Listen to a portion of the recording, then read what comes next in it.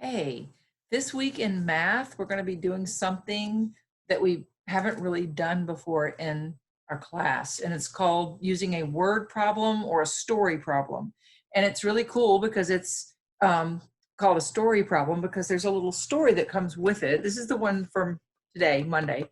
And the stories this week are going to be really short stories that have to do with baby animals, which we're learning about. And so you'll write your name on this, you'll print this out, and if you don't have a printer, you can always just read this from the screen, and then you can always, or look at it on the screen, and then you can use a piece of paper to do your work. That's fine. All right, so this is what you do with a story problem, or sometimes they're called word problems. You read the story, and then you think about what math you need to use to solve the problem. There's always a problem. That's why it's called a story problem or a word problem. So we have to figure this out. We read the story, and then the directions say, draw a picture and write an equation. That's a great math word for us to learn to show how to solve the problem. All right, an equation, don't let that freak you out. It's just a big math word that means number sentence. And we write number sentences all the time. We write number sentences so far in kindergarten for addition. We write them for subtraction. And that's really what these number problems are going to be about. So we're going to have to figure out, am I going to need to use addition? Which addition? Do you remember? Of course you do. You're adding things together. You're using what symbol when you do addition? That's right, the plus sign. Remember the plus sign and the equal sign. And if it's a subtraction problem, what sign are you going to use? The symbol? That's right, the minus sign and an equal sign. So we're going to figure this out together today. This is today's. It's got a little baby fox, and let's read the story. It says, there are some foxes playing in the forest. 3 foxes are playing by the log. 2 foxes are playing by the stream. 4 more foxes are playing in their den. How many foxes are playing all together?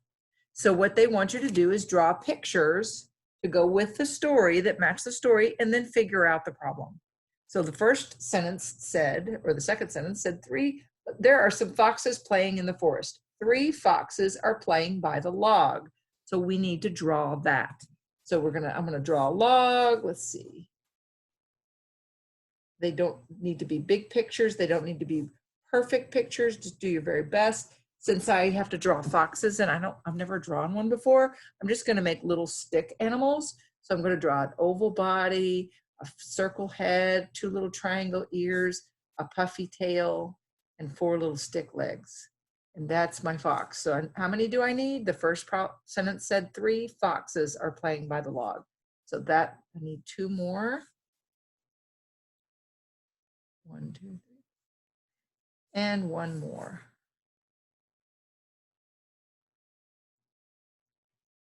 Okay, so 3 foxes are playing by the log. The next sentence says, 2 foxes are playing by the stream. You know what a stream is? Yeah, it's like a creek, it's water. So I'm going to draw some water. Okay, and how many foxes are playing by the stream? 2. So we need to draw 2 foxes playing by the water.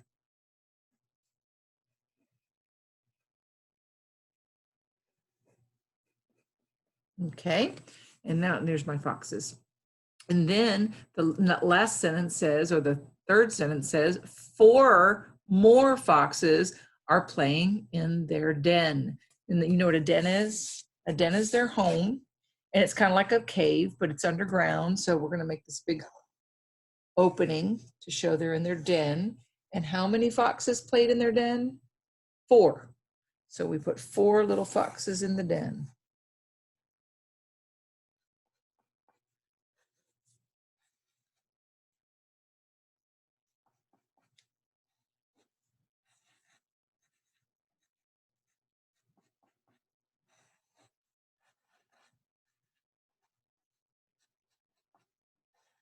Okay, so let's look at it again. There are some foxes playing in the forest. 3 foxes are playing by the log. Do I have 3 foxes playing by the log?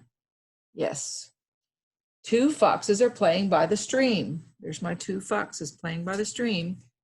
4 more foxes are playing in their den. There they are. How many foxes are playing all together? This is where we have to figure out, what do we need to use in math to figure out this problem? Do we need to use addition or do we need to use subtraction? I'll give you a hint. Whenever you see the words all together, they want to know, they want you to add them together. So we're going to use addition. So when they want you to write an equation, so right here, we're going to write the number sentence that goes with it. So the first number was 3 foxes, so we write a 3. There's my 3. And then we use our symbols for addition, which is plus. We're adding them together. Then it says 2 foxes are playing. We write a 2, but we're not done. Then it says 4 more foxes, so we get to write another plus sign. Did you know you could have more than one plus sign in an equation or a number sentence? You can. All right, so we have another plus sign, but there aren't any more groups, so we say now we use our equal sign. And how do we figure out what the answer is? What do? We count them. We count all of them together. Let's count them together. Are you ready? 1, 2, 3, 4, 5, 6, 7, 8, 9. So the answer is 9. And we're going to read our equation together. Ready? Read. 3 plus 2 plus 4 equals 9. And we did it. And that's how you do these pages. They're all going to be similar because they're going to be stories. They're all going to have a baby animal. They're going to be different every day. And you're going to need to draw the pictures to show the story. And then you're going to write an equation to show what happened in math.